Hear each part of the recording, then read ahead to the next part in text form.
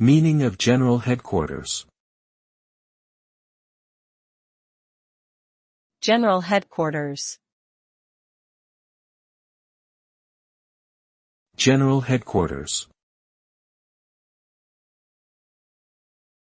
General Headquarters. General Headquarters. General Headquarters refers to a centralized command center that is responsible for overseeing and coordinating military operations. It is typically headed by a high-ranking officer or group of officers and has various departments specializing in different areas, such as logistics, intelligence, and communication. The purpose of a general headquarters is to ensure effective communication and coordination between different units and branches of the military, which helps to increase the efficiency and effectiveness of military operations. Overall, the General Headquarters plays a crucial role in the planning and execution of military campaigns.